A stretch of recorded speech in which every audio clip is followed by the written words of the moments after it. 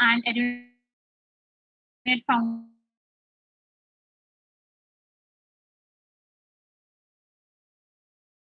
Foundation to this FDP session. So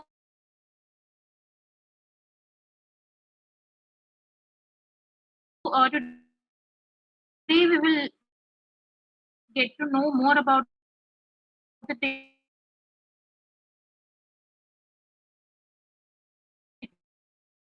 technology, and we have today another industry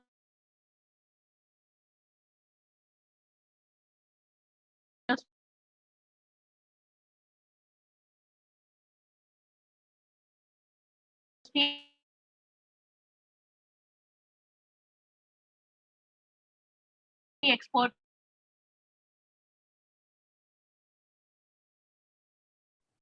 Hi, Kathy. I think so. You're not clearly audible. Not really sure if others also feel the same.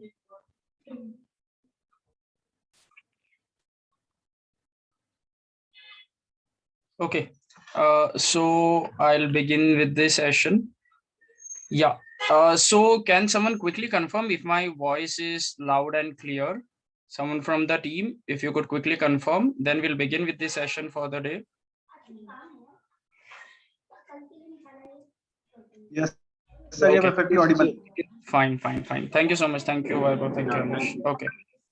We'll begin with this session for today.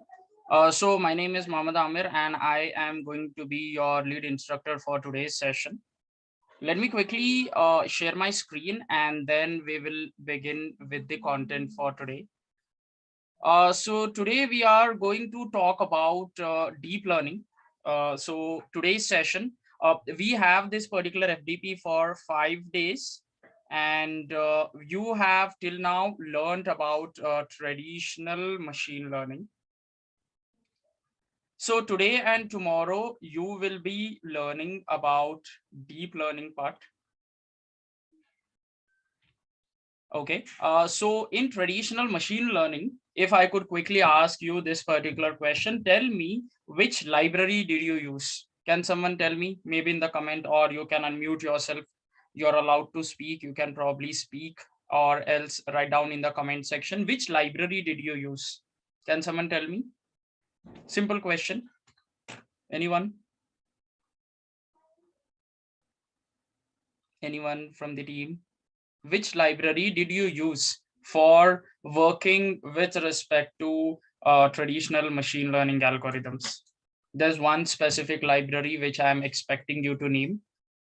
I would expect answers coming in. It's okay. It can be correct. It can be wrong, but yeah, I would expect answers to come in from your side. Anyone? I don't see anyone answering. Okay, you must have heard about a library called as Scikit Learn. So I was expecting this answer, Scikit Learn. This is the library which you had used for building machine learning models, right? Obviously, apart from that, you might have worked with NumPy, you might have worked with Matplotlib, you might have worked with, let's say, Pandas. These are all the libraries which are used for data visualization, data pre-processing, and numerical computation. But the main important library, what you had used was Scikit-learn itself, right? Okay, so we are going to go one step ahead and we are going to see what is happening in the trend right now with regards to machine learning.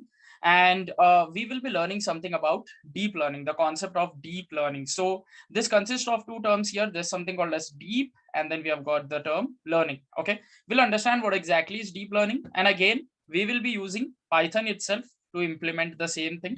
But we are going to use the other library for this. I'm going to tell you what exactly is this. Okay, so you might have seen this particular picture in the beginning also, that whatever we are trying to implement here, the base is actually going to consider as artificial intelligence. So the result what you get is AI, right? But the means of achieving AI, we had used certain domain knowledge such as machine learning, which is considered to be one of the main important domain in artificial intelligence. Now, inside machine learning, we have got another domain or another subset, which we call it as deep learning. So we have got machine learning, and inside machine learning, we have got deep learning, which means that I can implement machine learning in two variants. So machine learning can be implemented in two variants. One is the traditional way wherein we are going to use the century old, let's say, algorithms, starting with century old algorithms. Then we have got later newer algorithms as well. We have got linear regression, logistic regression, decision trees. We have got bagging techniques, boosting techniques, clustering algorithms. All of that particular thing falls under the traditional machine learning category. The second way of implementing machine learning is with the help of deep learning. So deep learning is something which has gained prominence from 2010 onwards. Okay, 2010 onwards, whatever you see, the development which is happening in machine learning is actually attributed to this particular field called as deep learning. So now what exactly is deep learning and why is it in the trend right now? This is something which we will have to check and we will have to understand. So deep learning is actually a subset of machine learning, and it uses something called as multi-layer neural network. Now you need to be familiar with this particular term. It's called as multi-layered neural network. Neural network. And if you understand this neural network, you will definitely understand what exactly is deep learning as well. Okay, so we'll understand this multi-layered neural network in our subsequent slide. Once we understand this particular part, everything will be clear. So again, the summary of this particular slide is, if you want to implement AI, you have got two ways. With the help of machine learning, you can implement, either choose traditional machine learning or else choose the deep learning part. Deep learning uses something called as multi-layered neural network. Now, how does a multi-layered neural network looks like? So basically, this is how a multi-layered deep neural network actually looks like. You'll have a lot of circles here, as you can see. This is a very simple representation of the same. Okay. So what happens here is you are essentially training a neural network. So the term neural network is pretty much inspired by the biological neural network. So basically, deep learning is heavily inspired by biological, nervous system of a human body. That is where it is inspired by the human brain and how it actually works and how the neurons are able to transfer the signal. So the collection of those algorithms is what is called as deep learning here. Okay, that's the idea what we have got. Yes, basically mimicking the human brain. Okay, that is what you can say. Not exactly, but I would rather say it is loosely inspired by that, right? Human brain is very complex to understand, but again, we have taken certain part of the understanding of how a human brain is actually working and how it controls the nervous system, right? That is what is considered as the inspiration here. All right. Okay, now this term deep, what does it represent? So learning, we already understand. We know that, okay, it is learning something, but what does this deep represent? So in a neural network, you have got something in the form of layers. Okay. The first thing what you have is called as input layer. Then the second thing what you have is called as the hidden layer. This is what we call as hidden layer. This is the output layer. So we have got input, we have got hidden, and we have got output. Now, three things is what we indicate here, right? So basically, every layer consists of neurons. Okay, it can be one, it can be multiple, we don't know. Okay, there are certain number of neurons which are available. Now this particular neurons are actually connected to the next neurons in the next layer. Okay, in the next layer, whatever neurons we have, you can see that it is connected to each and every neuron in the next layer. Again, the neuron is then connected to the next layer neurons. Same thing, it goes forward. Okay, so if you see here, you have got input layer wherein neurons are present. This circle is what I call as a neuron right now. Okay, then in hidden layer also we have got neuron. In output layer also we have got neuron. Now what is a neuron? Neuron, you can for now consider that it is nothing but one specific value which will be generally from the range of 0 to 1. Okay, generally we would consider that the neuron value will be in the range of 0 to 1. So basically, In the input layer, the neurons will be your input values in your data set. Whatever input values you have, that will be considered as specific neuron. For example, let's say you have got 5 features and 1 target value. So 5 features, each and every feature will be considered here in specific neuron. That is how it works. Then similarly, those particular neurons will do some calculation and it will send the signal to the next layer. Again, it will do some calculation, it will send the data to the next layer. Again, it will do some calculation, it will send the data to the next layer before finally reaching the output layer. This is the idea of deep learning, what we have. The summary of this particular slide is, it is a subset of machine learning which uses the concept of neural network. Neural network consists of multiple layers. You'll have input layer, you'll have hidden layer, you'll have output layer. Now from this hidden layer, if you have got multiple hidden layers, we consider that the neural network is deep. Okay, so the term deep comes from the multiple hidden layers in your neural network. And the collection of algorithms using neural network is what we call as deep learning. Simple. The collection of algorithms, there are multiple algorithms which are available, just like how we have in traditional machine learning certain algorithms. There are multiple algorithms which are available here as well. So the collection of those algorithms are called as deep learning. Okay. Now, what is the basic difference between traditional machine learning and deep learning? Let us try to understand that. If we have one hidden layer, then it is not called as deep. So see, Nidhi, to be specific, it is called as one hidden layered neural network, or we call it as, simple neural network.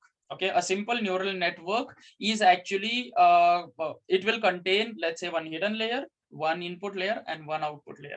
But if you have got multiple hidden layers, then we use that particular term deep, because it goes deeper inside, right? That is how it is represented. Fine. Okay, so what exactly is the difference between machine learning and deep learning? So machine learning, most of this particular techniques used are based on statistical analysis. On the other hand, deep learning focuses on logical structure called neural network, which is inspired by human brain. That is something which I've already told you.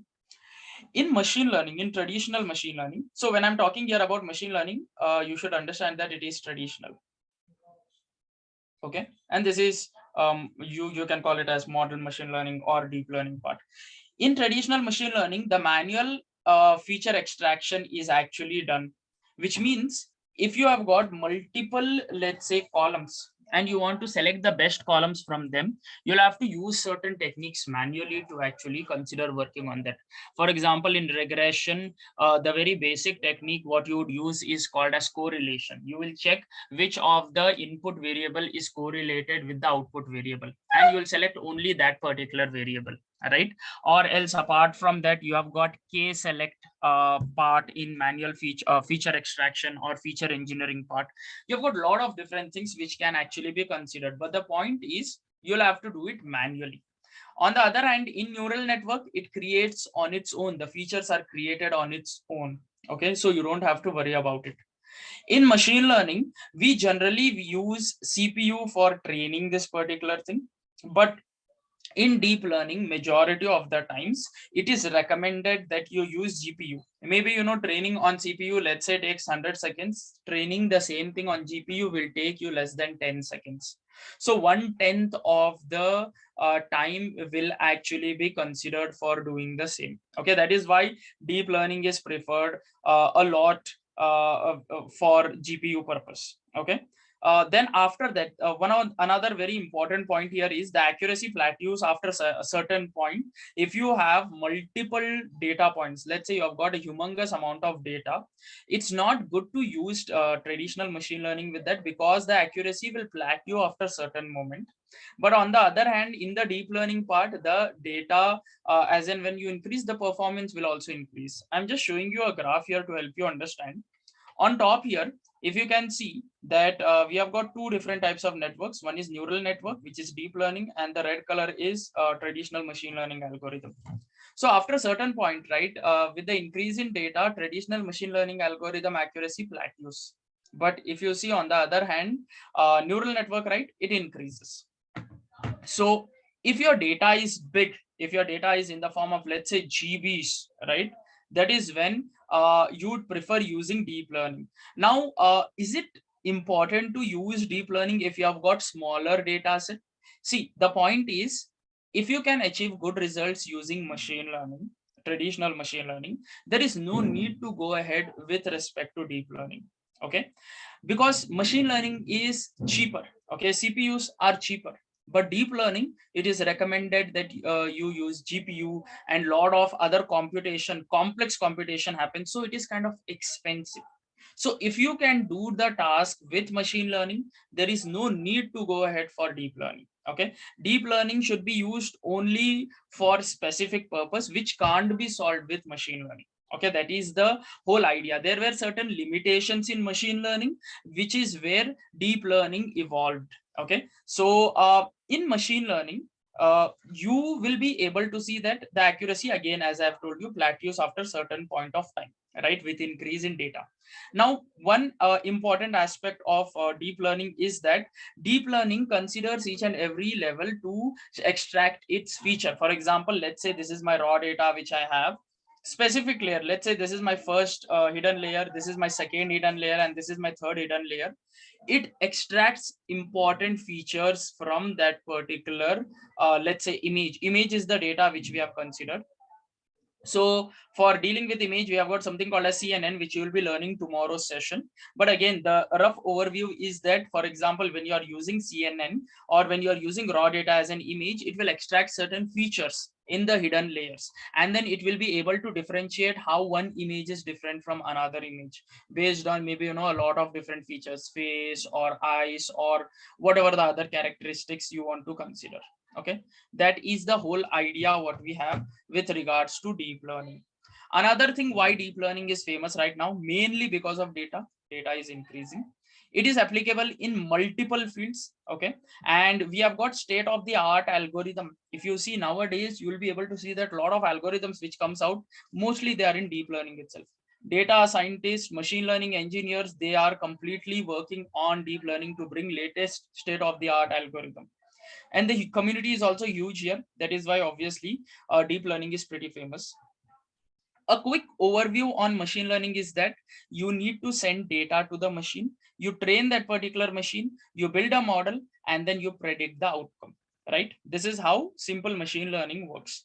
You need to have data. If there is no data, there is no machine learning. No data, no ML, right? This is the base important theory of machine learning. We need to provide more and more data.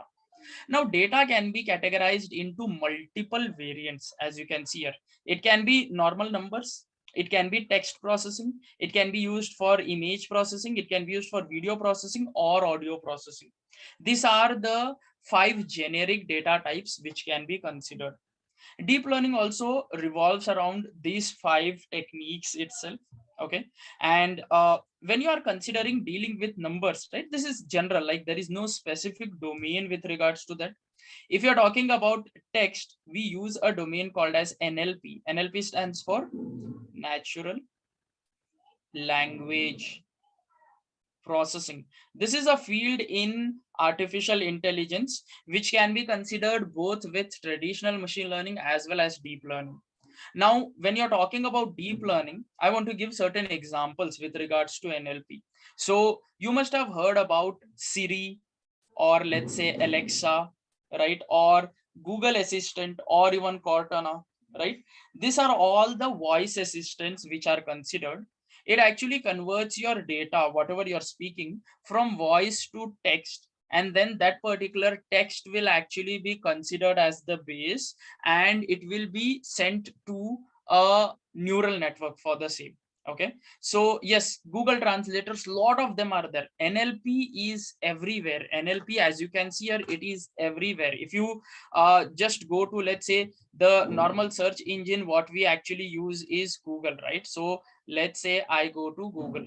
Okay, and on Google, if I type, let's say I want to search for what is maybe I will search here computer. Okay, when I type in what is computer, it will actually tell me a lot of different scenarios with regards to that, right? So in the search engine, it actually uses one specific architecture called as BERT. BERT is one NLP architecture, or it is, I would rather say, it is used as the base for understanding the contextual, let's say, related data. So if you are applying what is computer, and if you are saying, let's say, applications of computer, in both the places you have got computer, but then the way context is presented is a little different, right? So it will be helpful for understanding the context and giving you the output. BERT algorithm is actually used there. It is one sort of transformers, which is again state of the art algorithm.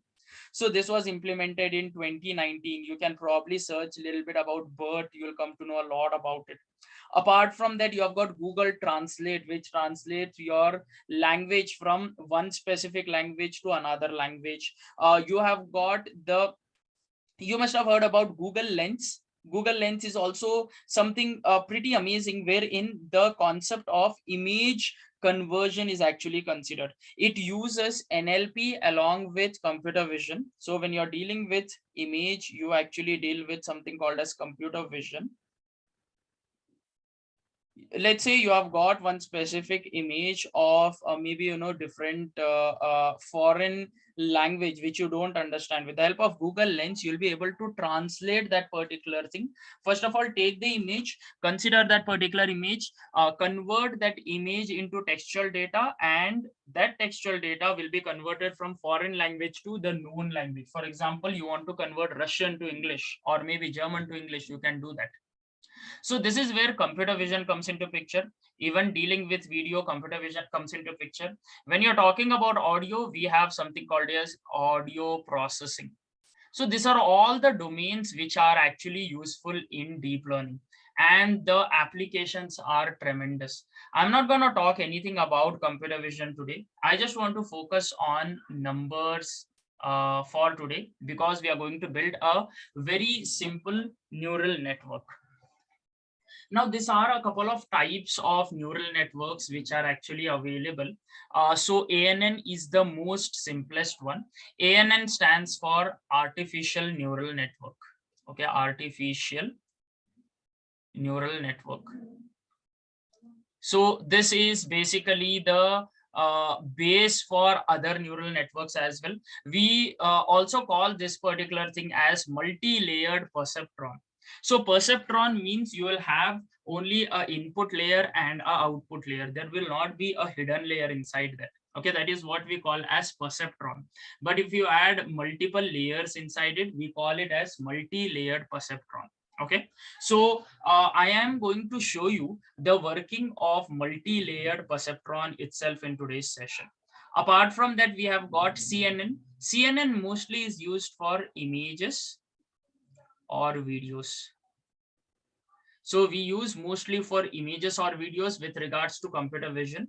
We are going to see this tomorrow. RNN and LSTM, these both are used for text classification, as well as time series analysis. If you want to do something related to forecasting, right? You want to understand what is the weather forecasting part. Maybe today temperature is 20 degrees Celsius. Tomorrow, what is it going to be? Or what is the price of a specific product in the company right now? What is the stock price, right? All of that particular thing can be built with the help of LSTM models. We have got something called as, this is the latest addition, generative adversarial networks. This can be used for creating, it can be applied for textual data, images, videos, you name it, it can be applied for anything. You can actually create something new based out of the previous data, right? So GANs are something again very popular right now. It can be used for doing a lot of different things. So I'm going to show you, a simple example of GANs, which will be helpful for you to understand as well. So there's a website called as This Person Does Not Exist. Okay, I'm sending you the link. You can also check it out. So it actually uses the base as GANs itself.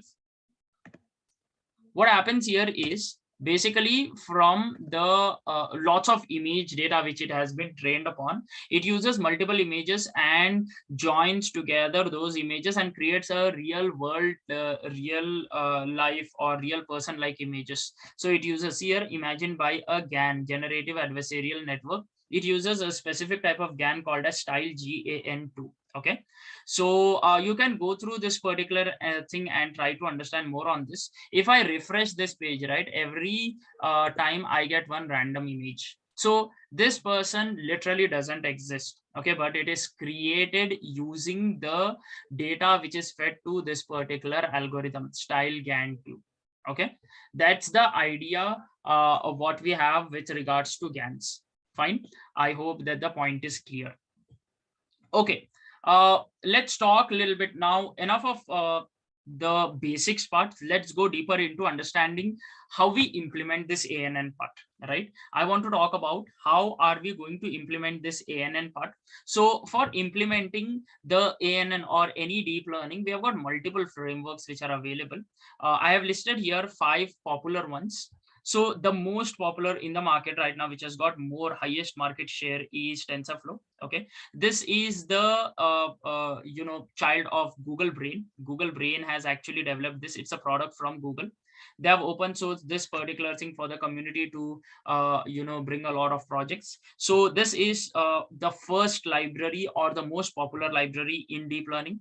So its competitor right now is considered to be Pytorch. This is actually from Meta, previously Facebook. So Meta is developing this particular library called as Pytorch. So Tesla, you must have heard about Tesla self-driving car. Self-driving car uses Pytorch in the backend. Okay, self-driving car from Tesla uses Pytorch in the backend for training and understanding what is in front of that particular car and navigating the same. Okay, so Pytorch is gaining popularity right now, although still the market share is with TensorFlow, and this is still pretty much popular rather than Pytorch. Apart from that, we have got Cafe. Cafe is one such library. Then we also have got Cyano. These are not so popular, but again, it is available as the base for learning, deep learning part. We have got another library from Microsoft, which is called as Cntk, Cognitive Toolkit Library. Okay, this is also super famous for deep learning part. But again, the base is still with TensorFlow and Pytorch. Now, I have not spoken anything about Keras. So basically, Keras was built by one Google engineer, and he was actually considering to use this particular library either on top of Cyano or on top of TensorFlow. So when TensorFlow 1 was released, Keras was actually considered to be the backend, or TensorFlow was considered to be the backend for Keras. But then when TensorFlow 2.0 was released in 2018, right? 2018, 2019, somewhere around this particular time, that time Keras was actually integrated with TensorFlow itself. Okay, so I can say that Keras is now completely inside TensorFlow itself. If you are using Keras, you are using it through TensorFlow itself. And the library, what we are going to use is Keras itself. We are going to work on Keras. I'm going to show you the demonstration with regards to Keras itself. So the base of Keras is TensorFlow. All right. So we are going to see how we can consider using Keras library for building our ANN model. Okay, TensorFlow 2.0 is easy, it is powerful, it is scalable. What do I mean by that? Easy because Keras is included inside it. Keras is considered to be having simplified APIs, simplified techniques. It is powerful because you can train humongous amount of data very quickly with the help of GPUs. Or we have got something called as TPUs, which stands for Tensor Processing Unit. These are again built by Google.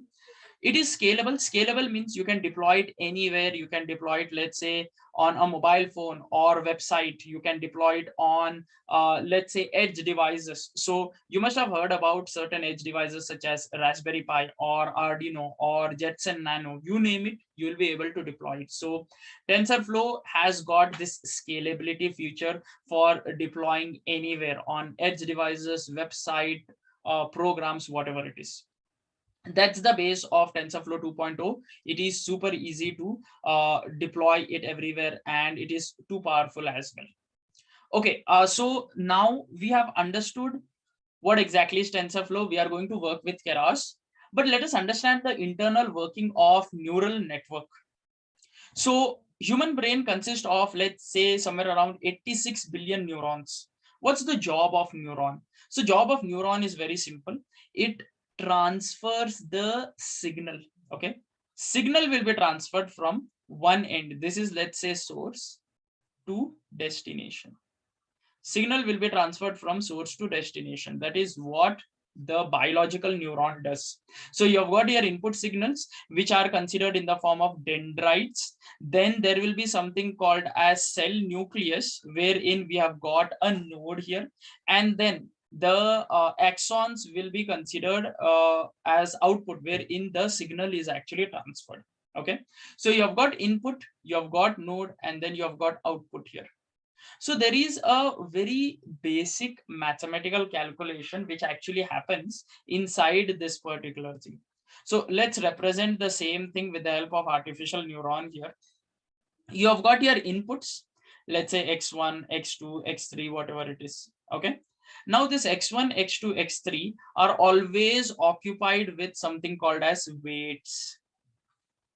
What are weights? We will see that in a while. For now, consider that inputs are always occupied with weights. Okay, they are gelled together. Now these weights are multiplied with inputs. Okay, for example, x1, w1, and it is added with the other values, x2, w2 plus x3, w3, so on and so forth. Okay, so x1 multiplied by w1, w1 is weight 1, x1 is input 1, x2 is input 2, weight 2 is w2, so on and so forth will be there. How much values? Till whatever, I don't know. Like for example, if I have got, let's say, 10 values till x10, I will take x10, w10. Okay, what will happen? Input will be multiplied by weight and it will be added. At the end, there will be a node. At the node, you will have to add the bias value as well. You'll have to add bias value. Again, we don't know what is bias. We'll just see it in a while. So we know what is input. We know we have seen weights and bias. And after that, it is passed through another important function called as activation function. Once you pass through the activation function, you get output, which means the mathematical formula for the working of one single node is this particular thing. F of means the activation function of B is the bias value, plus summation of xi wi. Xi means the input what you have, wi means the weights value what you have. Okay, this is the formula which you need to remember. Now what are weights and bias and activation function? If we understand this, our working of artificial neuron will be clear. So weights and bias, they are actually called as trainable parameters. So the aim of neural network is to get the best set of weights and bias values. By default, the weights and bias values will be randomly initialized, but we need to make sure that we get the correct value of weight and correct value of bias. Okay, that is what we need to do. So weights and bias are what? Trainable parameters. So you can train them, you can retrain them, you can change them, but at the end you need to get the best value of weights and bias. So weights are always associated with input. Bias is actually considered wherein, for example, let's say I have got all of my input values as 0. If I have got all of my input values as 0, my neuron will not be fired because there will not be any value. Let's say x value is 0, then let's say x1 value is 0, x2 value is 0, x3 value is 0. Obviously, you will not have any value which will be considered coming out of this. For example, let's say you want some output to be considered irrespective of your input values being 0. That is where we need certain value of bias to be considered. Okay, what bias does is, if your input values are 0, still you will have something to be fired. Okay, that is where bias comes into picture. So all in all, what you need to remember is weights and bias are trainable parameter. They will be randomly initialized. You will have to get the best value of that. What is the role of activation function then?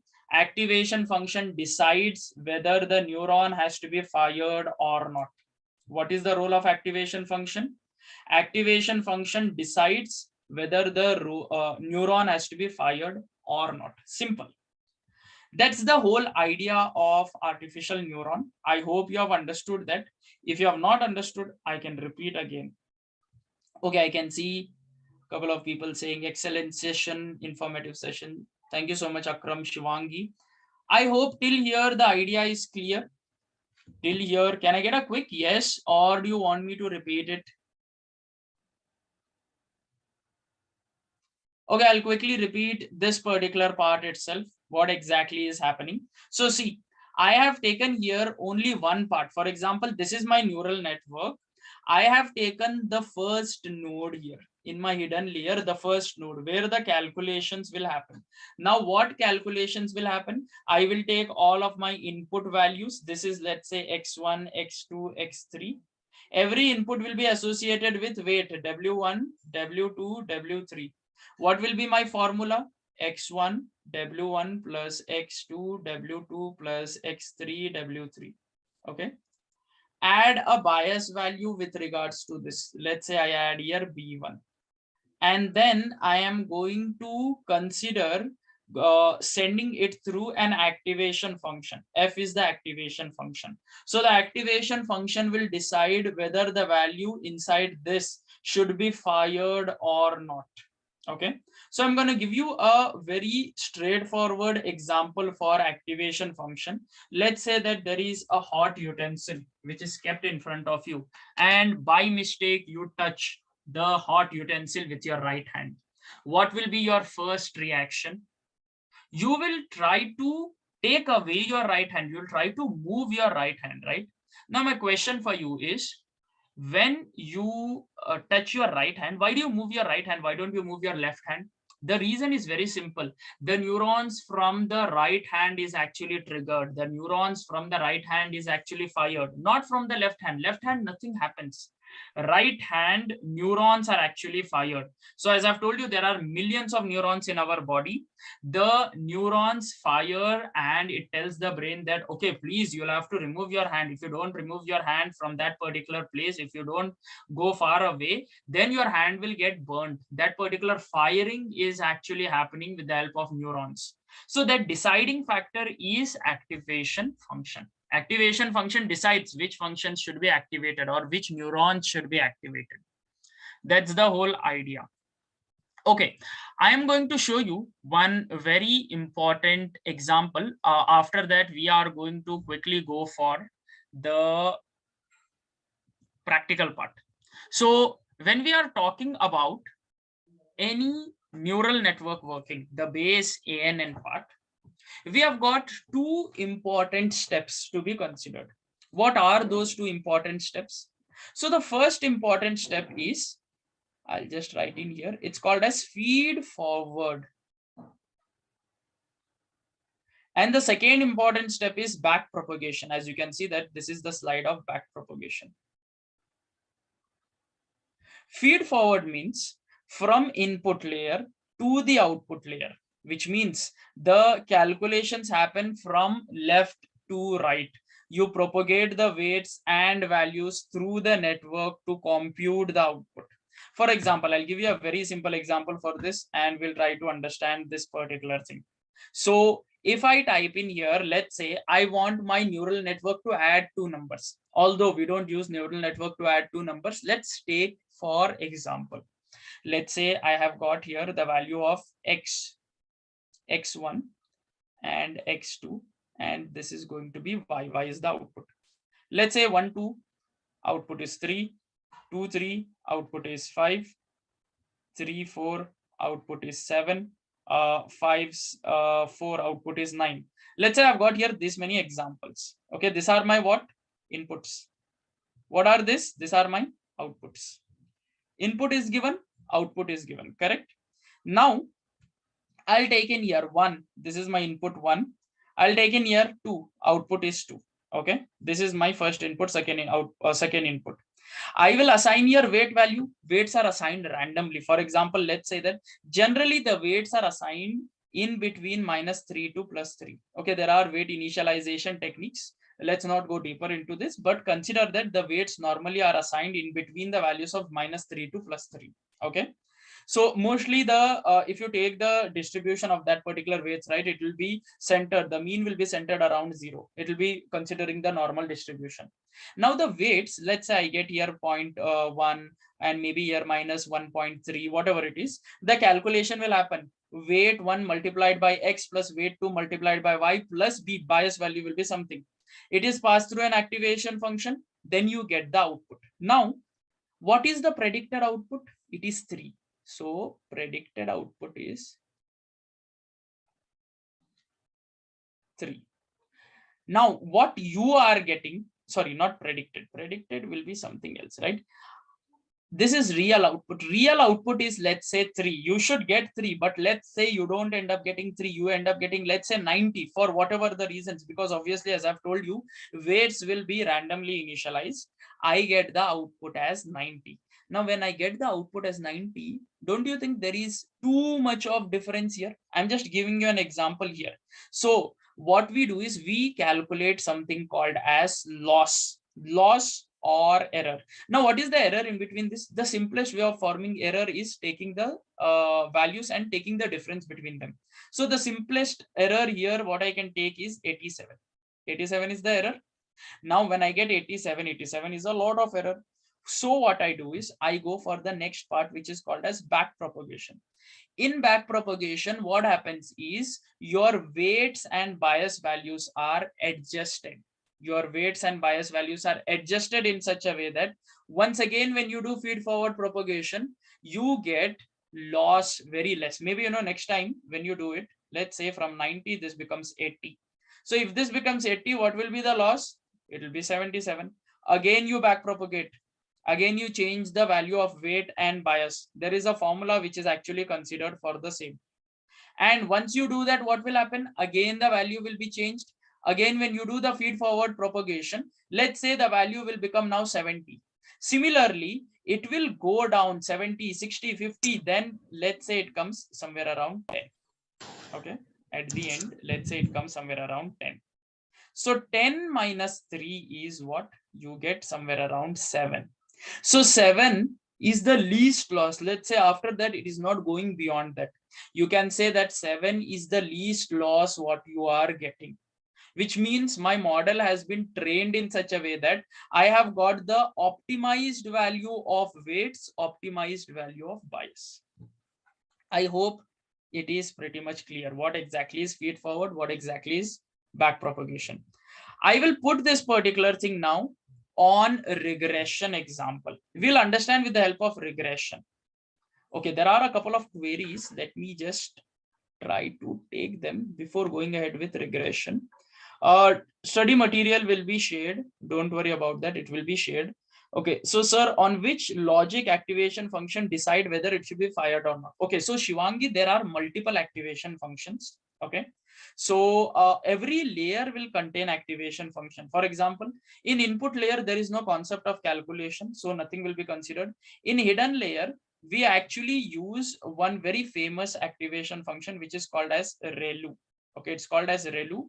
It stands for rectified linear unit. ReLU, what it says is, if your value is, let's say, lesser than 0, if you have got negative number, then it will not fire any of that neuron. Okay, that neuron will be considered as dead. It will allow only the neurons which are greater than 0. If your value is less than 0, then the output what you get will be 0. If your value is greater than 0, then your output will be whatever the output you have. For example, 1, 2, 3, whatever you have, the output will be same. So this is just one logical function what we have. 1 second, I'll just mute. Okay, so this is one logical function what we have. Similarly, there are multiple logical functions. For example, for binary classification, the activation function what we use is called as sigmoid. Okay, Sigmoid is the activation function which we use for binary classification. We have got softmax, which is actually considered for the multi-class classification output layer. So there are certain logics which are actually considered. Most of this particular activation functions will be in the range of let's say -1 to 1. Okay, this is what it is considered, except for ReLU. ReLU, it considers all the positive values, only the negative values will be neglected. So there are specific logics for specific activation functions for specific layers. Okay, I hope the point is clear, Shivangi. Why these weights are randomly generated when input data and hidden layers are computations. Okay, yes. So I'm going to tell you why weights are randomly initialized. Okay, we will talk about this, Nidhi. That is where my regression example will actually be helpful for you. Okay, now when we spoke about backpropagation, I told you that the weights and bias values are initialized. So we use one technique called as gradient descent here. Gradient descent is considered to be the base of, deep learning. If you understand gradient descent, you understand everything else. If you don't understand gradient descent, you don't understand anything. Okay, I'll give you a very simple example for understanding this. Regression. Let's talk about regression example here. So regression can be worked. Regression can be worked with two different ways. One is using ordinary least square method. That is what scikit-learn library also uses generally. The second way, which actually is used for this particular thing, is the utilization of gradient descent, or we call it as optimization algorithm. Okay, now what happens here? Let's say on x-axis, I'm taking one specific example. Let's say on x-axis, I am taking maybe, the temperature value. Okay, temperature, let's say in Fahrenheit. Okay, I'm just taking one specific example here, Fahrenheit or Kelvin, whatever it is. And on y-axis, let's say I'm taking sales of lemonade. Okay, how much sales am I making? So for example, if the temperature is 30, that day I make sales of somewhere around how much? 40 glasses. Or if I have got 40 as my temperature, I make somewhere around 50. You can see here that the graph is linearly increasing. Now, you know that equation of a line is y is equal to mx plus c, correct? What is y? Y is the output. What is x? X is the input. We know the input, we know the output. To get the straight line, what do we need? We need to find the value of m, we need to find the value of c, correct? So the value of m and c can be found out either with the help of ordinary least square, wherein we put one formula, we get the output. But the problem with that is when your dimension is too much, right? Ordinary least square will not fetch you correct results. It will not tend to give you proper results with regards to that. That is where we will have to use a differentiation formula. Okay, you'll have to go for auto differentiation part, and this is where our Keras or deep learning part comes into picture. What you do is you randomly initialize the value of m and c with something. Okay, we don't know what is the value. Randomly you initialize, and for every iteration you find the loss. Then you come to a point wherein you will get the least loss possible. At this particular point, can you see here, m values are constantly changing. The value of m, the value of c are constantly changing, but it will come to a point wherein the loss is minimum. So for this particular point, the loss is at the least. That is what we need to find. Okay, see, y value is perfect, it is there, we can't change that.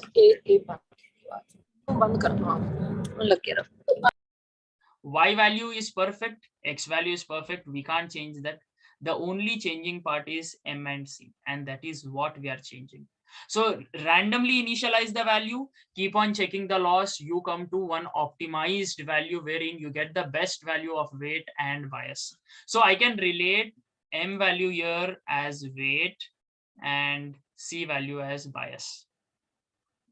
Okay, I hope the point is clear now. We need to initialize the value with regards to the weights, and we need to get the best value. We need to randomly initialize, get the best value of them. I hope the point is clear now. This is the second aspect of building a regression model. Okay. So I hope the point is clear now, Nidhi. Yes. Okay. Enough of theory. I know a lot of theory is kind of boring. We'll go for practical session now, and you can implement the code along with me. Okay. So there are two ways of implementing this particular code. You can either use Jupyter Notebook in your local system. You must have included or installed Anaconda, or else you can use the online version of Jupyter Notebook, which I am going to use. It's called as Google Colab, wherein the TensorFlow library is by default installed. Okay, you don't have to install differently. So I'm going to use this Google Colab thing. You can code along with me and you can check this. So I am going to show you a regression code using ANN. Okay, and you can imply the same thing for classification as well. So let's quickly go ahead and do it. I'm going to send you a link if in case you want to practice along with me. So just type on Google Colab and you should be able to get this particular thing. So I'll send you this link. Just go to this link. If you have got Gmail account signed in, then you should be able to access this very easily. So what is Google Colab? Google Colab is online Jupyter Notebook created by Google. Okay. Again, for the sake of this particular part itself.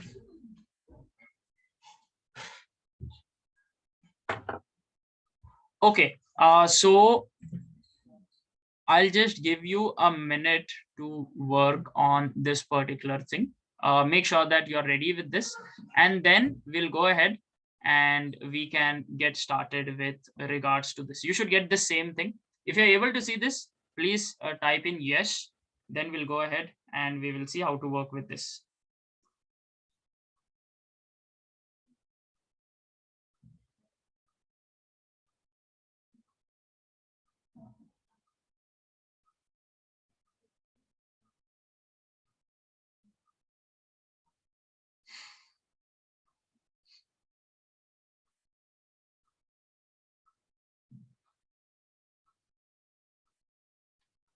Okay, great. So I'll click here on new notebook. And we are ready to code. Okay, this is what we get. I'll just type in here ANN, and this is going to be with regards to regression. Fine.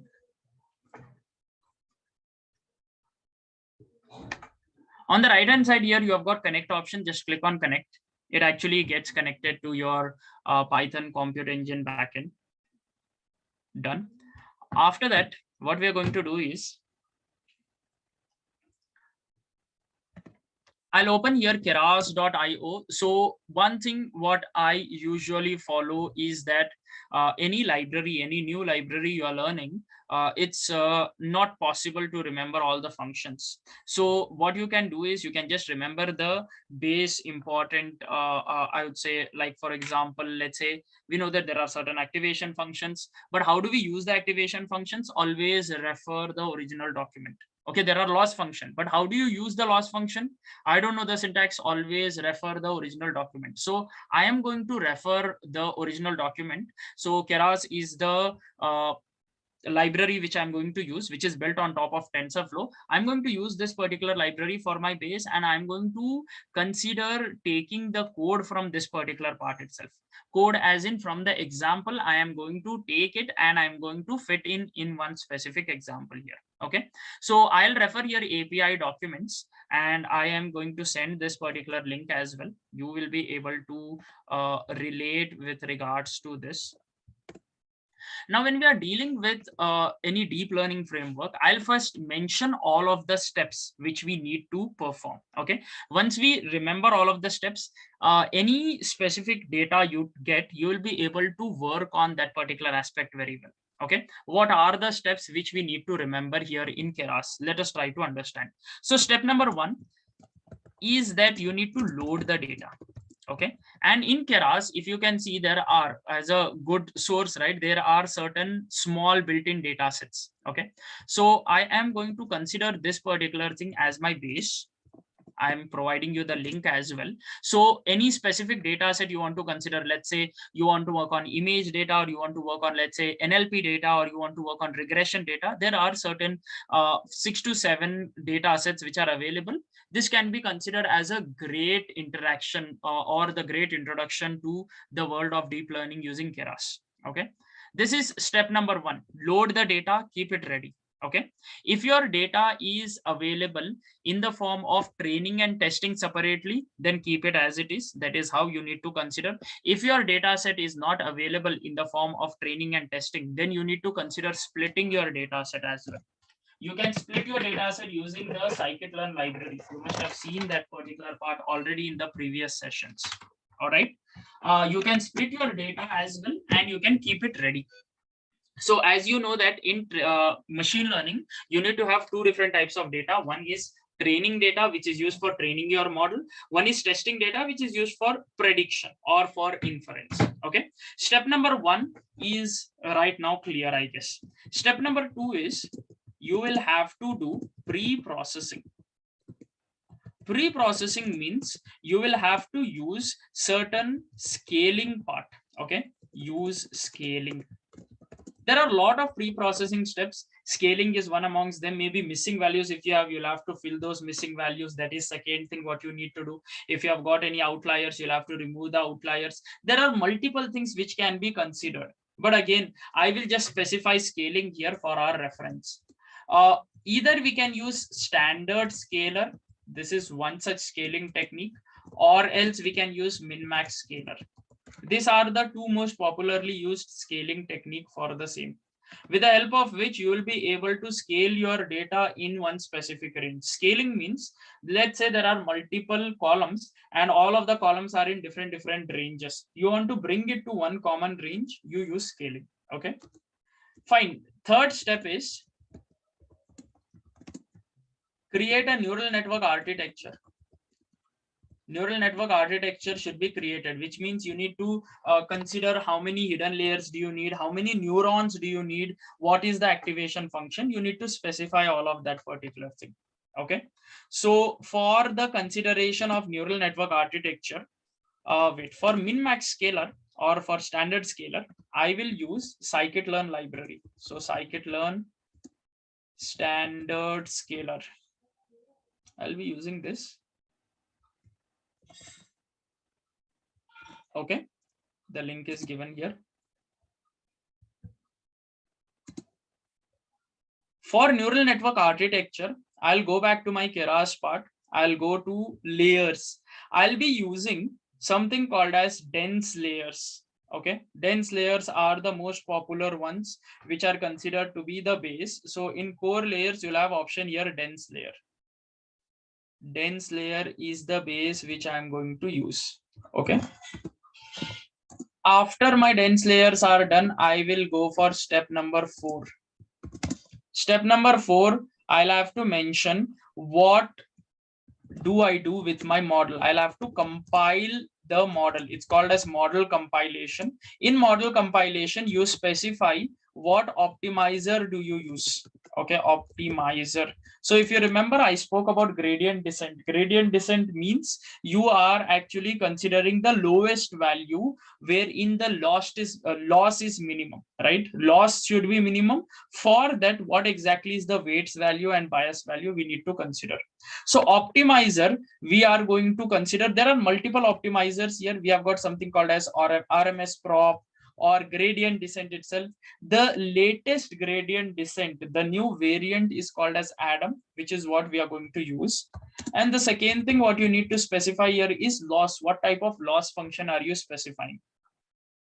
Quickly, someone from the team, can you tell me which is the loss function which you deal with when you are working on regression modeling? In machine learning, you must have come across this particular thing. Which loss function do we use when we are working with regression? In scikit-learn, you must have come across this. Can anyone tell me which loss function do we use? There are multiple loss functions. One amongst them, you have heard about mean squared error. mean squared error is the loss function what we use. We have got mean squared error, we have got root mean squared error, we have got mean absolute error. The most simplest one or the most popular one is mean squared error, and this is what we are going to use as well. Okay, so how do you get model compile? You can just type in here keras compile, and you will get here the compiling API for this particular thing. See here in optimizer, by default it is RMS prop. We will have to change it to Adam. Then loss, what loss function are we specifying? So this is the method which we are going to use. Okay, and then for loss function, if you go back here, you will have here loss mentioned. You can see here probabilistic loss, regression loss. The first one is mean squared error. This is the mean squared error loss which we are going to focus on. Okay, fine. Step number 5 is we will fit the model. Fit the model means we basically train our machine learning model. In our model.fit, along with xtrain and ytrain, we need to imply certain other parameters as well. One amongst them is called as epochs. Epochs means we need to tell how many times you want machine to have a look at this particular data. Okay, you want how many iterations should it be considered, how many times feed forward network or back propagation, how many times should it consider in a loop. That is what is considered in epochs. Along with that, we have got something called as validation split also, which we will be focusing on. I'm going to tell you what is validation split little while later. 6th step is predict on test data, and 7th step is evaluate the model. These are the 7 steps what we are going to focus on. Okay, 7 steps which I am going to focus on right now. So the reason why I have mentioned this particular thing is because when I'm coding, it will be very easy for me to understand.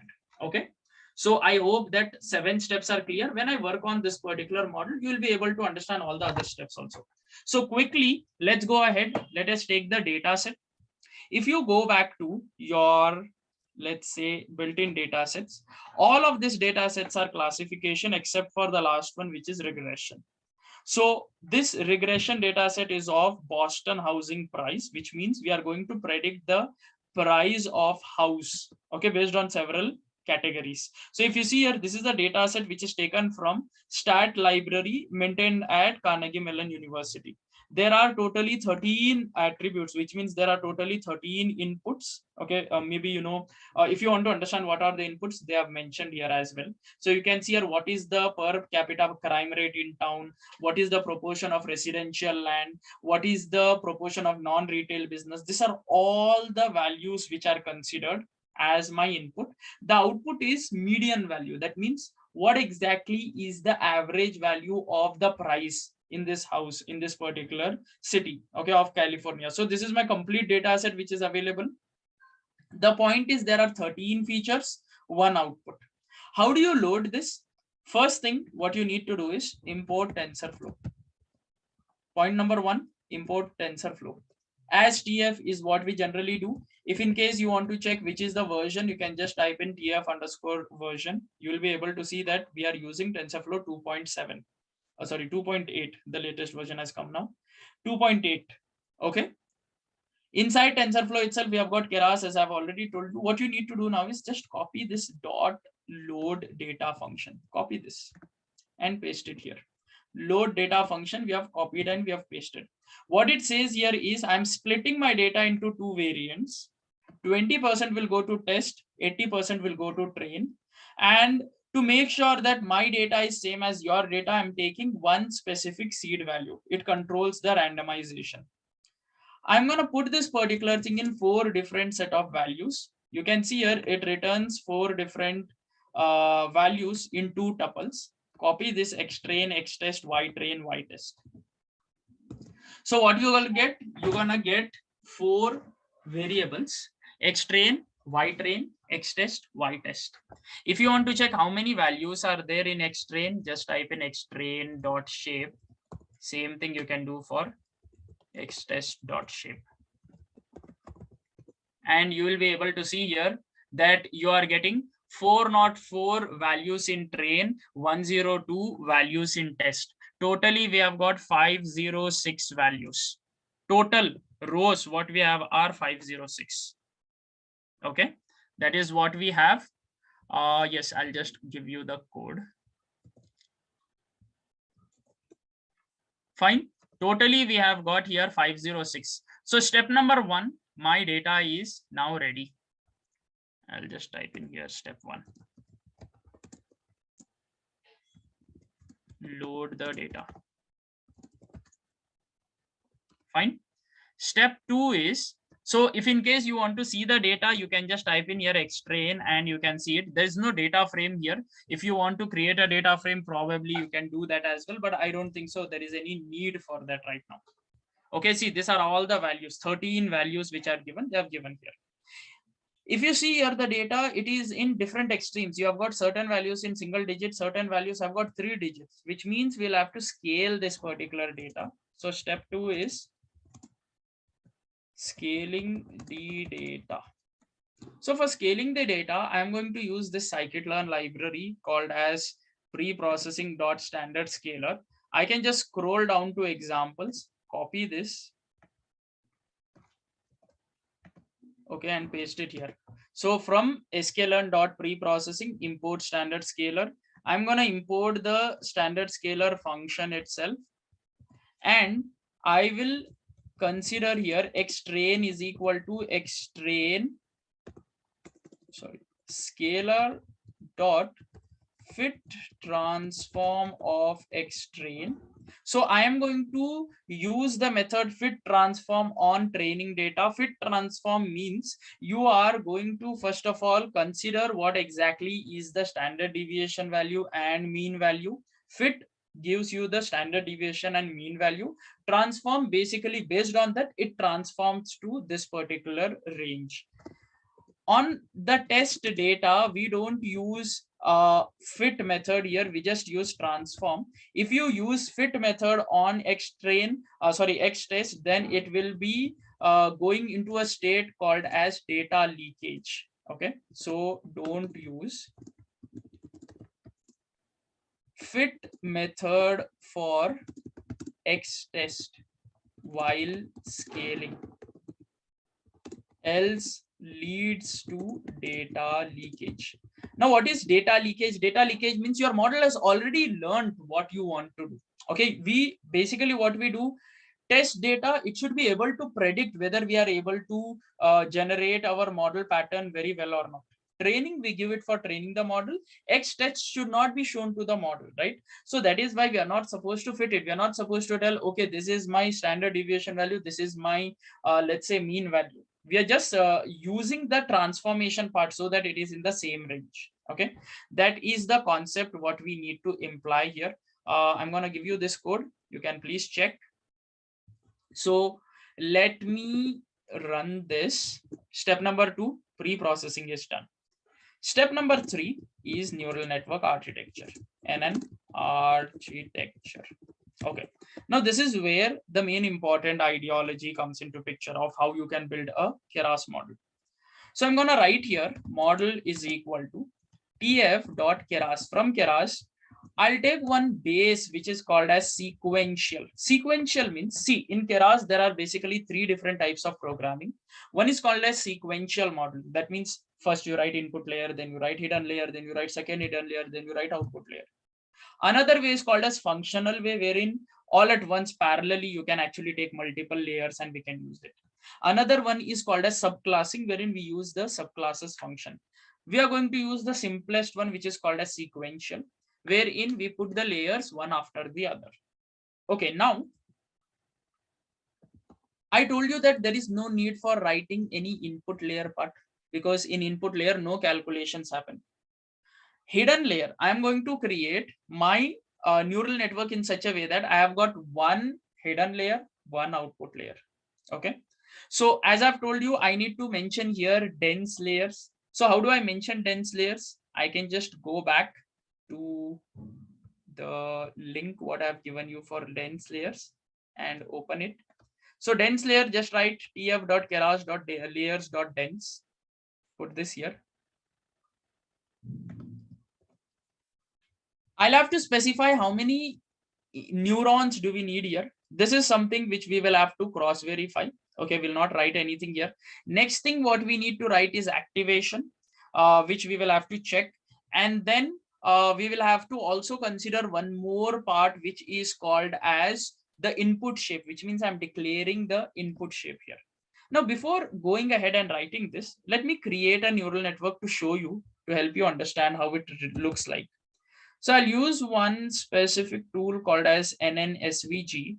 It is a very useful tool for the consideration of, multiple values. I'll just scroll down here in architecture and I'm going to design one neural network. So I would want an input layer. Now input layer is fixed to 13. Okay, because I've got 13 inputs. Input layer is fixed to 13. Output layer, the neurons is fixed to 1 because output I'll get continuous value. Only one value I should get, right? So 1 is the output layer. Okay. Input and output layer is fixed. This is the simplest way of working. The problem is in hidden layers, how many values do you need? So there are tons of thumb rules which you can actually consider when you are working with the hidden layer component or hidden layer neurons. I'll mention one amongst them. You generally consider 2 power value. Okay, what do you consider? 2 power. Okay, so 2 power is considered to be something which will give you, it is proven that it gives you efficient results. So I am going to take 2 power. 2 power 2 is 4. 2 power 3 is 8, and then 2 power 4 is 16. So generally we need to have the value in between these two values, 1 and 13 in between. Tell me which 2 power value will come, the highest 2 power value. So 1 is on the right hand side, 13 is on the left hand side. In center, what do I need? In between this particular thing, which is 2 power.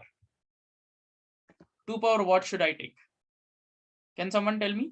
2 power, what should I take?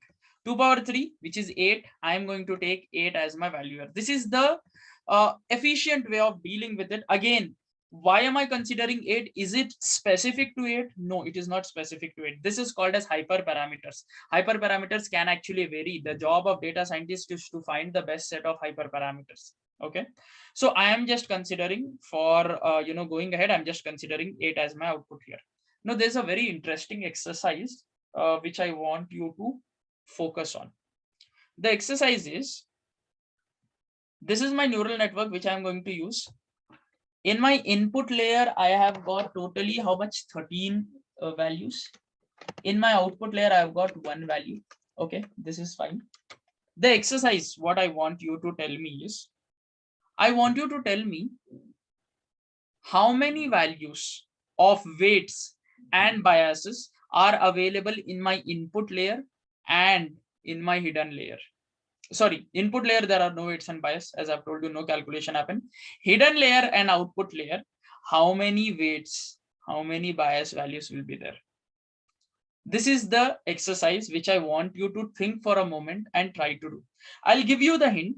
I'll tell you, let's say for hidden layer, I want you to do it for output layer, then combine and tell me the answer. Okay. Okay. So how many values do we have in input layer? How many neurons? It is 13. Correct. Okay. But where is the node calculation starting? This is my first node, right? This is where the calculation start. So if I'm considering this particular thing as my calculation, let me select this. When I'm selecting this, what is happening? This is important now. I have got here 13 values, which means this is my x1, x2, x3 till x13. Every input will have weight 1, weight 2, weight 3. How many weights do I have? Weight 13. Clear? So I am talking about my hidden layer. For first node, I have got 13 weights. How many nodes do I have here? How many neurons do I have here? There are 1, 2, 3, 7, 4, 5, 6, 7, 8. So can I say 13 multiplied by 8 will be the number of weights value? How much is 13 multiplied by 8? 104. Correct? Now tell me how many bias values do we have? For every node you'll have 1 bias. This is first bias. This is B1. This is B2. This is B3. 8 bias values. So if I add these two, how much will I get? 8 plus 4, 12. 1, 1, 2. So in my hidden layer, I have got the total number of weights and biases 112. Tell me now for output layer. Do the same for output layer. So this is for my input layer. For my output layer, how much do you think will it be? 3, 6, and 8. 8. 8 weights plus Yes, 1 bias. plus Totally 1. 9. 8 into plus 1, 9. 9. So it is 112 plus 9. Correct? 9. Let's see. So if I write here, I'll show you. Let us see this particular thing. I want you to remember this number. Okay, the weights and bias values. I'll write here first.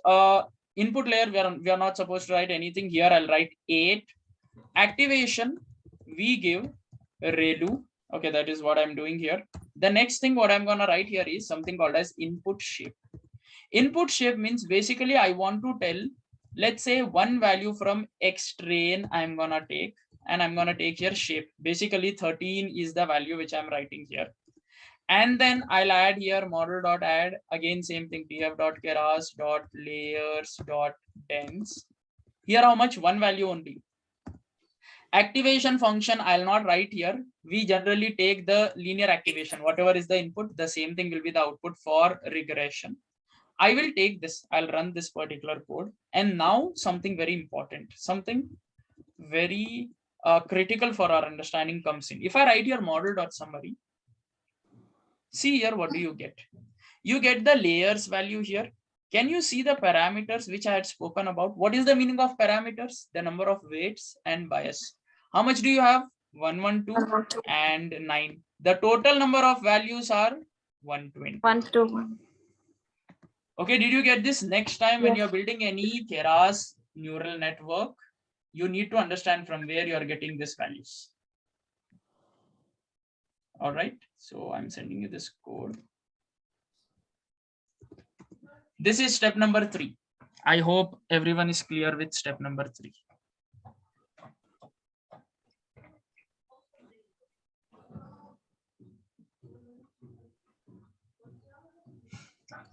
So for example, if I change here to, let's say 10, the calculations will happen accordingly. All right. Okay, we are in step number 3. Let's go for step number 4 now. Step 4. Step 4 is compile. Model.compile is what you need to write. Model.compile. And then I'm going to write here, the very first thing is optimizer. I'll give it as Adam. Just write here, Adam. Wait.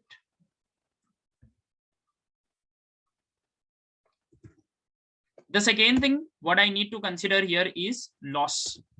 So my loss will be mean squared error. Just write here MSE. That's it. When you write in MSE, it will consider that your loss is mean squared error. Okay. Fine. That is it. That is it. What we need to do in compile. Step number 5 is the main part wherein we fit the model. Fit the model. We write here model.fit. We take X train, the input training data, Y train, the output training data. We write the number of epochs. Now the number of epochs means how many times you want your model to learn or go through the data to get to an optimized value. So I am just taking here 1000 for reference. It might be more than 1000 also, less than 1000 also. Why am I taking 1000? This is again a hyperparameter. We'll have to check where we are getting the least loss possible. Okay, so I'm gonna write here epochs is equal to 1000. Validation split, I don't think so right now required. We'll just keep it as epochs is equal to 1000, and then we will run the code. So the moment I run this particular code, you will be able to see here the loss. Can you see here initially for every epoch? Can you see here 1000 epochs are there? Every epoch, the loss is decreasing. 563, 555, 548. Can you see here slowly it is decreasing? You'll have to check how far can the loss decrease. Okay, so you'll have to check how far can it go and can it decrease. So I'll just scroll down. You should be able to see here. I think so. It is still training. Can you see here? It has reached somewhere around 8 point whatever it is. So which is the least loss possible? You will have to check, and you will have to stop your machine learning model there. So you can see here at the end, I think so 7 is what it has reached. It might go beyond 7 also. Okay, you will have to check. Maybe instead of 1000, take 2000 and check. You can check that. But I'm gonna stop here because my loss, what it has reached here, at the end, it is not fluctuating that much. In the beginning, it was how much? 500 and all, right? Now it is very least. The iteration is very least. So I will say that it has reached to one specific point wherein we can go ahead and we can consider working on that particular part. We can stop here. So my machine learning model has trained this particular thing in such a way that my loss from 500, it has reached 7. Okay, got the point? My loss has reached 7. That's the idea, what we have considered here. So, okay, let me give you this code. Wait, actually, I need to add in here. If I add in here history, right, it will be easy for me. So I can easily plot with the help of history. That's the whole idea. I have given you step number 5, step number 4. I'll just copy. First comes step number 4, then comes step number 5. Okay. So what I'll do now is I'll just use matplotlib, matplotlib.pyplot as plt, and then you can just consider plt.scatter of history of, just type in here loss. So you should be able to see a very neat and clean curve here. Okay, sorry, plot, yes, plt. You should be able to see here the loss is decreasing. You should be able to see that the loss is decreasing pretty much. So let me just run this. Okay, it will take some time to complete, but then after that you should be able to see this.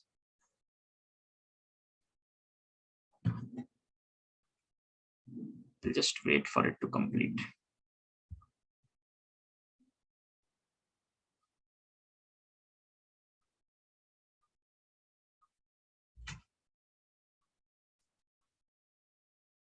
Okay, this is done. I'll just run this. And okay, wait, what happened here? Not scatter, sorry, it should be plot. And just scatter plot here, plot. So you should be able to see here the loss is decreasing from 550 onwards. It has come down to 0, right? This is what we need. So basically you can see here after 200 epoch itself, it has reached one consistency level of, having the least loss possible. Okay. You can further go down into it. The fine tuning can be done later on, obviously, but I'm just showing you the base part here. This is the example with regards to regression. Step 5 is done. Step 6, we'll just predict for test data. And I can write here, let's say ypred is equal to model.predict of x test. Okay. And you can see here that you will actually get the output here, ypred. This is what I am predicting. I'll just flatten it to see in one go. And you should be able to see here. This is the output, what you are getting, 9.3, 18.3, whatever it is. What is the real output? You can see here, the real output, what we are getting is 7.2, 18.8. So if you compare here, 9.3 is pretty much close to 7.2. 18.3 is very close to 18.8. So the error is not that far, right? We have come to a level wherein it is able to predict it very well. Okay, that's the whole idea. So if in case you want to finally evaluate the final loss, right, you can just type in model.evaluate. Step 7, evaluating the model. So model.evaluate, if you do, you will be able to see here. Let me just type in x test and y test. And you should be able to see the final loss, what you get is 18. So this is a little huge loss what we have got, but again, we are able to predict the value somewhere nearly well. Okay, that's the final output code what we can consider. So all of these steps are mentioned for your reference. Please go through it. I have built a very simple machine learning model using Keras for the same to help you understand how Keras is actually considered.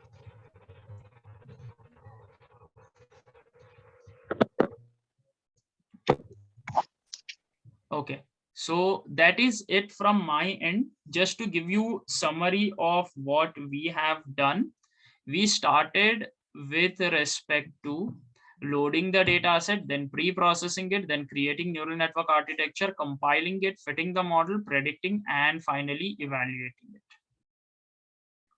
If you have any questions, you can please ask me now. I'll try to answer, or else we are officially done. I will be sharing this particular drive.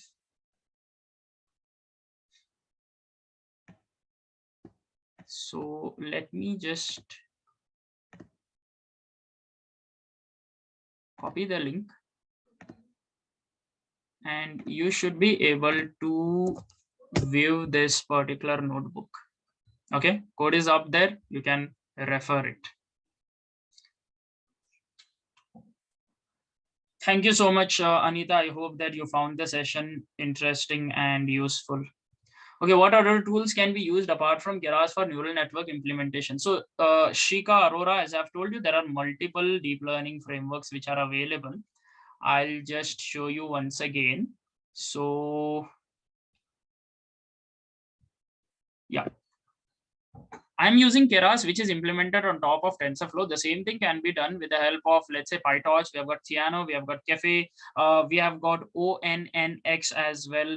We have got KD. There are different, deep learning frameworks which are actually available. We have got the representation for MATLAB as well. We have got deep learning for J available.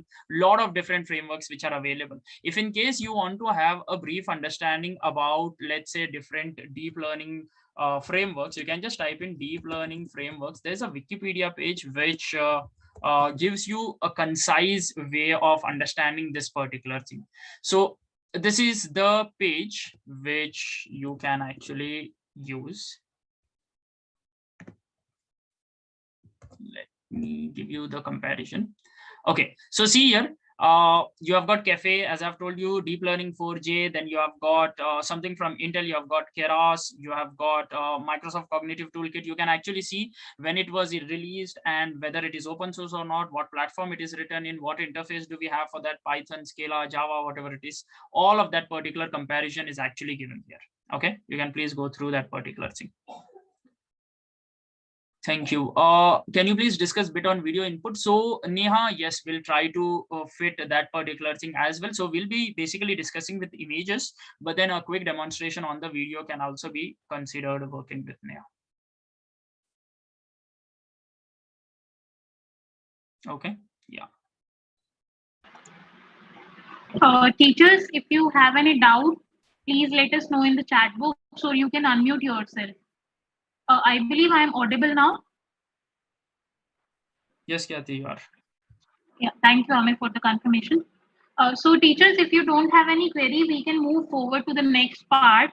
We have something new for you today.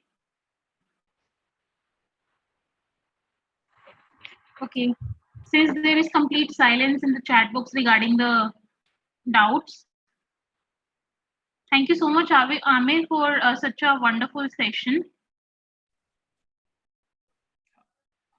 Ameer, can you please paste first three codes, first three lines of the code in the chat? I'm doing that. Thank you so much. Okay, so teachers, we have shared one link. Swati has shared one link in the chat box. I am just copy pasting the same again. So this is a self-registration link to a digital portal, e-learning digital portal. Swati, do you want to take a lead on this? Like you can share your screen and just let them know how they can register themselves. Ameer, if you want to leave, if you are occupied somewhere else, you may drop off. Thank you, Kyati. Thank you, Ameer.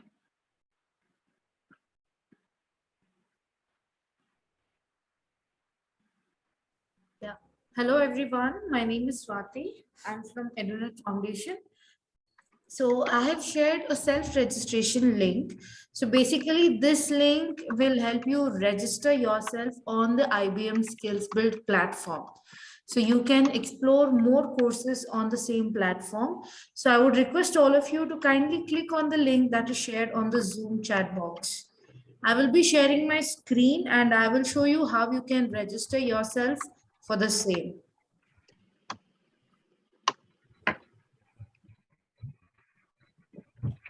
Teachers, I have already pasted the information in the chat box. You all need to register yourself using your same Gmail ID, which you use to mark your attendance in the FDP session.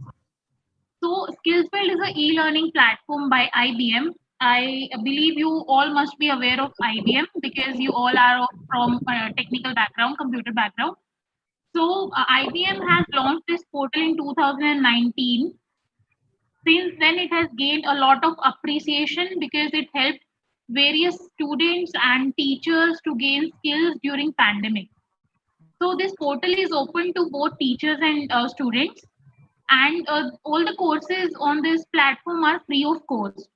So we are providing you an opportunity to access this portal to like play with this portal. So you all can register yourself using the self-registration link. However, we will recommend you to log in using your Gmail IDs only because this platform is most convenient with the Gmail IDs. So, okay, Swati, you can take a lead now. Yes. Thank you, Kathy. So everyone, please click on the link that is shared with you in the chat box. So as soon as you click on the link, you will be redirected to your web browser. So in the web browser, you are supposed to register. And how do you register? You can register with your Google account. So you just need to select use my Google account. And as soon as you select use my Google account, you will be redirected to the IBM SkillsBuild registration page. So you have to finish the setup. That is, you will have to fill in your details. I hope I'm audible. Yes, Swati, you are audible. Okay.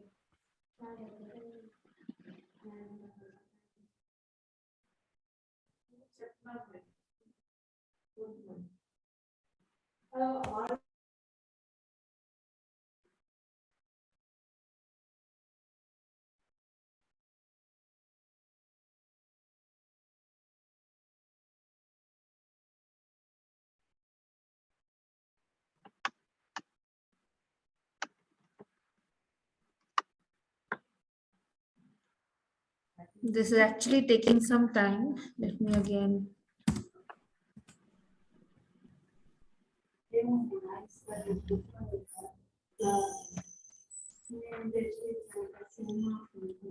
Yeah, so as soon as you select use my Google account, you will have to do the initial setup. So you have to click on let's get you set up. And here you will have to mention your first name, your last name, your email ID will be there by default. So here you can just click on learning to enhance current career. And then you have to click on continue. So under country, please select India and your respective state. Please select the country as India and your respective state. So I am from Karnataka. I will just select Karnataka. I'll again click on continue. Please select your age group. Click on continue. And here you will have to click on continue. And then you will have to click on these three boxes. So once you click on these three boxes and you click on submit, teachers, you will be able to log into the SkillsBuild platform. So once you do this, once you click on submit, you will arrive at the SkillsBuild setup. So you would have registered yourself and you will arrive at the SkillsBuild platform where you will have to provide your profile preferences, your areas of interest.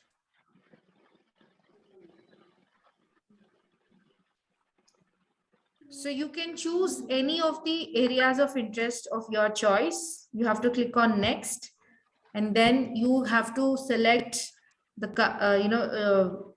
you have to click on done in this next page. here you will have your basic informations. Click on done, and then you will arrive at the tutorial page, that is learn the basics.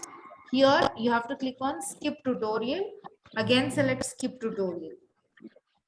So once you do that, you will arrive at the dashboard. So this is the home page of the Skills Build platform. So once you arrive here, I will be sharing a course link. So this is a badge course. So teachers, I will also be mentioning what is a badge course. So once you are in the home page, kindly give me a thumbs up in the chat box. Once you are in this page that you are seeing on my screen, if you are here, can you please give me a thumbs up in the chat box?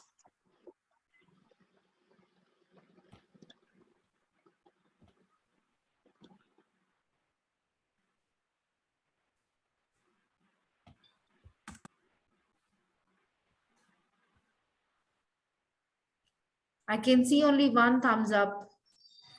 Okay, two now. Teachers, the most interesting point about this platform is you can access this through your Android devices also, like from your cell phones. You can also access this portal.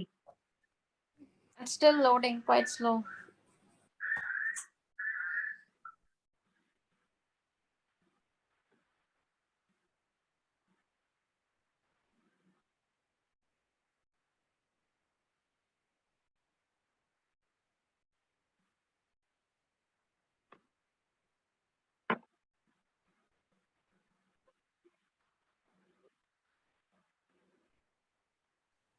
If your device or if your internet is slow, maybe you can just close that window and you can try again in another window. The same thing happened with me. I just closed my window, I opened another window, and it was quite fast.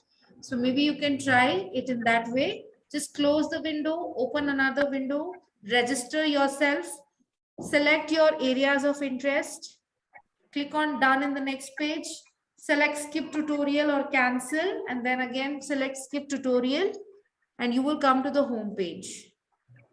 So once you are in the home page, I would request all of you to click on this link that I shared it in the Zoom chat box. Please open the Zoom chat box, and I have shared a link. I would request all of you to click on this link. So once you are in this link,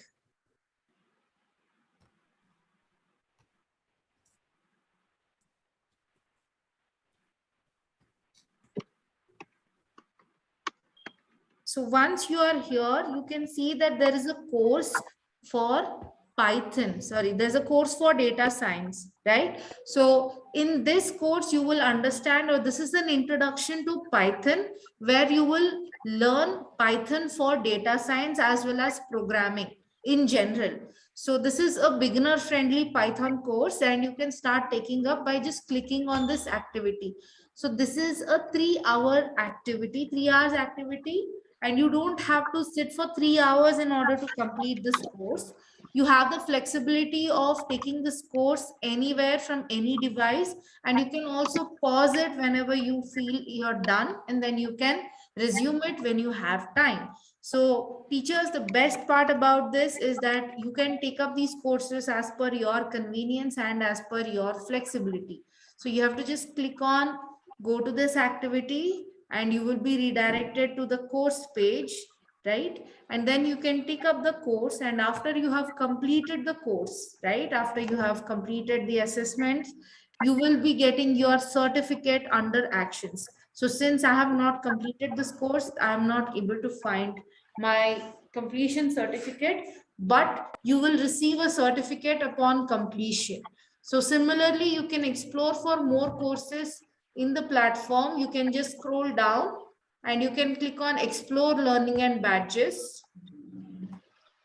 And you click on explore learning and badges. There are plenty of courses that you can take up on the Skills Build platform, which will also help you with your technology skills and as well as your workplace skills.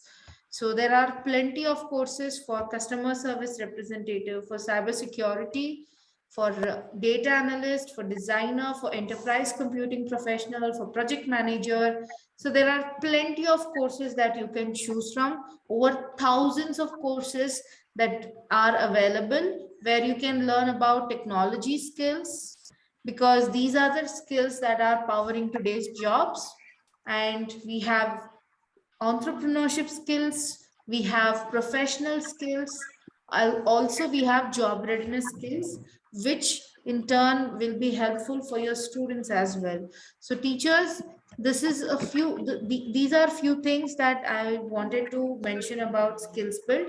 And all these courses are absolutely free of cost. You don't have to pay for anything. They are absolutely free of cost. All the courses that are available on Skills Build are absolutely free of cost. You have to register yourself with the link. Yes, there will be certificates available, but for this particular course that we are recommending, you will have to complete the course, and only upon completion, you will be able to get your, yes, you can recommend this to others as well. Also, you can share the link, the registration link with them, and they can definitely take up. Yes, it will be free for them. So if you share this link, the one that was shared for the registration, if you share that link, they will definitely be able to register themselves, and they can also take up the courses.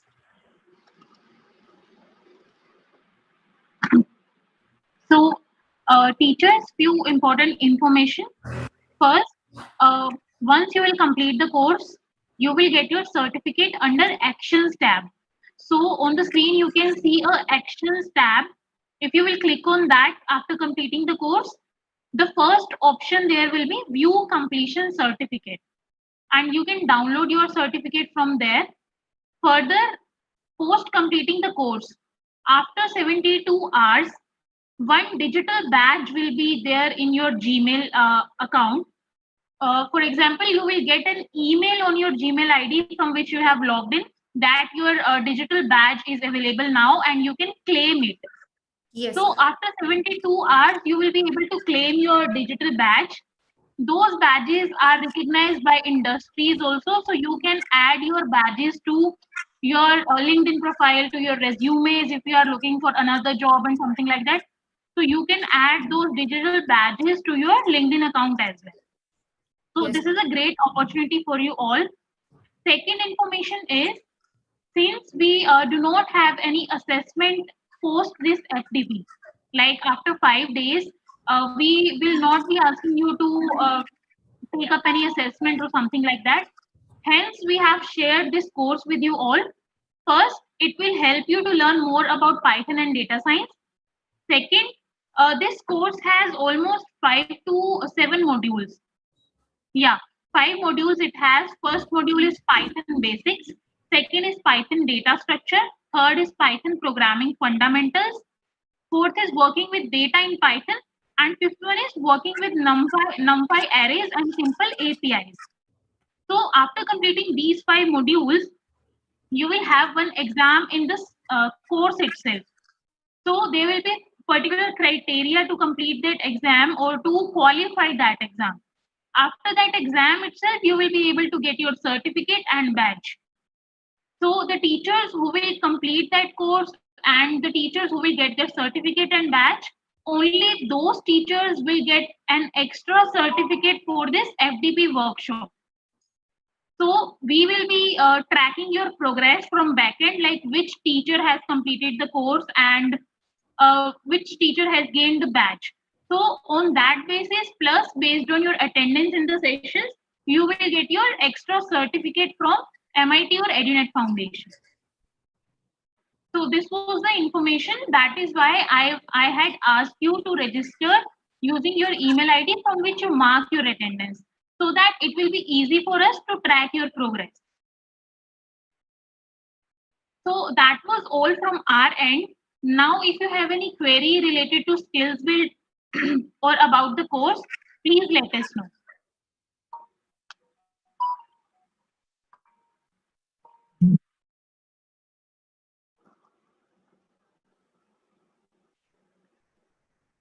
Anita ma'am, if you are registered with a different email ID, that is perfectly fine. What you can do is, once you will get your certificate or badge, you can just post it in the WhatsApp group, or you can send it to me on my email ID. I'll just share my email ID.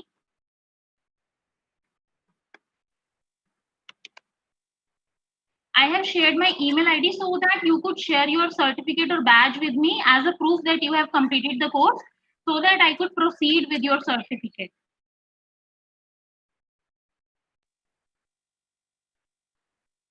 Which courses should we cover? Is there any list? So for this particular FDP workshop, you need to complete only one course, that is Python for data science.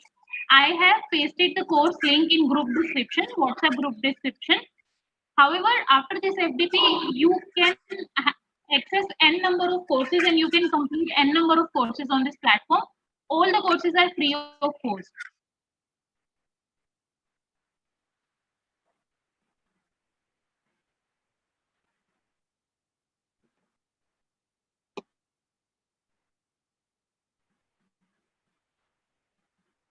Any other queries, teachers?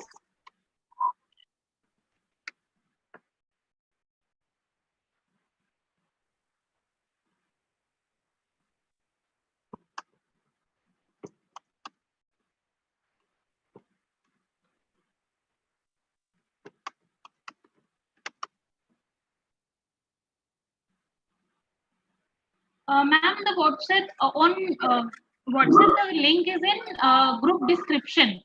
When you will open the group description, you will get to find the two links there.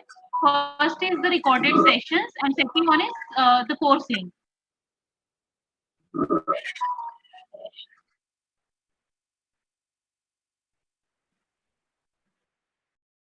So, Weber sir, once you will complete the course, you will get a certificate from IBM portal that you have completed this and this course on this date, and you have devoted this particular time duration to this course.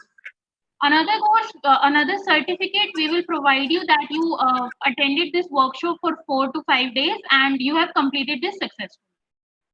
So in this way, you will get two certificates. Swati, since you have shared your screen, can you show any of the certificate which is by a portal, so that they have a fair idea like what will they get?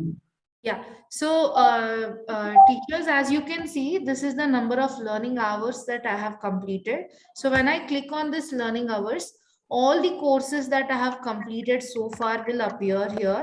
And along with that, I will also be able to see the certificates of the same. I will just show you, like for example, today I completed this course. I'll just click on actions and I will click on view completion certificate. And this is how my completion certificate will look like. So similarly, you can also take up badge course. So just click on the skills build logo and you will arrive at the home page. These are the digital credentials that I have earned on skills build so far. And there are so much more that is available for all of you, something related to the technologies and also related to the workplace skills. And the same, like Kathy mentioned, can be added on the LinkedIn profile as well. So I have mentioned all my certificates on my LinkedIn platform. So under license and certification, I will be, I have mentioned them. This is not any random certificate that I take a picture and post it, but this is a particular link that will come to your Gmail. Yeah, it will come to your Gmail account. So when any recruiter or anyone comes and has a look at my profile, they can actually look at the digital badge. So this is how the badge will look like, and it will also mention the issuer's name, to whom it was issued, and they can also verify whether it was issued to this particular person or not. Along with that, I can also endorse the skills that I have basically. So we are basically, we can showcase what we have achieved along with our academics, along with the experience that we have. So this is the best way of showcasing what we have achieved so far. I hope I have made it clear. So you can explore a lot of things on this platform, and the best part is it's all free of cost. So slowly when you start, maybe taking up one course a day or 2 courses a day, you will get a hang of the platform and you can start taking more courses, more number of courses.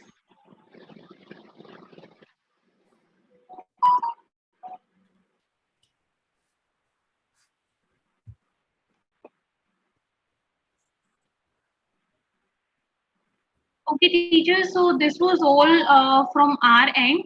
And since we have been connecting from last 3 to 4 days, let's click a good group picture. I will request you all to please turn on your camera so that we could click a good group picture with you all.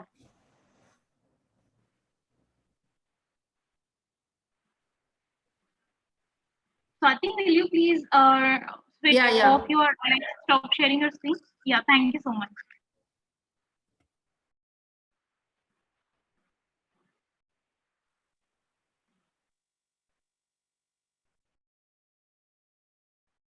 Swati, if you have joined through your laptop, will you please take a good group picture?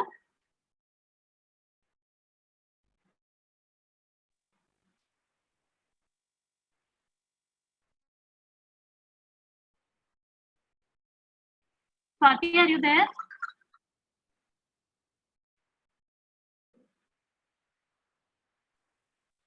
Yes, Khyati, I'm taking a picture.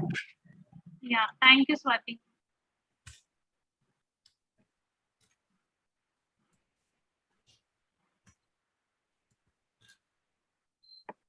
I would request all of the teachers to kindly turn on your cameras.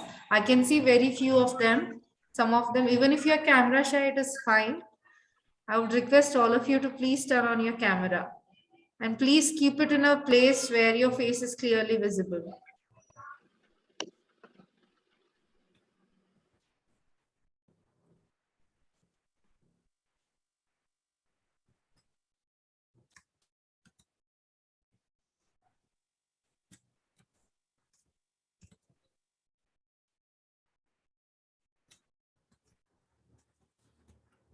All right. Thank you so much, teachers, for your valuable time. And thank you so much for turning on your cameras. I've taken a picture. Khyati, I've taken a picture. Thank you so much, Swati, for the help. Actually, I'm facing some internet issues today, so that is why No problem. Okay. Can you share Thank you the so much. picture, ma'am? Yes, I will share it here in the chat in the box. WhatsApp group, ma'am. Can you share the picture also, group pic? I'll share it, or Khyati will share it. Thank you. Thank you, everyone. Thank you, everyone, for joining in. Let's meet tomorrow again at the same time for the final session. And hope you have learned new skills through this workshop. We will be happy to organize workshops again in the future on different technologies. So any one of you, if interested for another workshops also, please reach out to me. I am there in the WhatsApp group. You can just ping me or call me on the same number. Thank you everyone for joining in. Have a nice day. Thank you.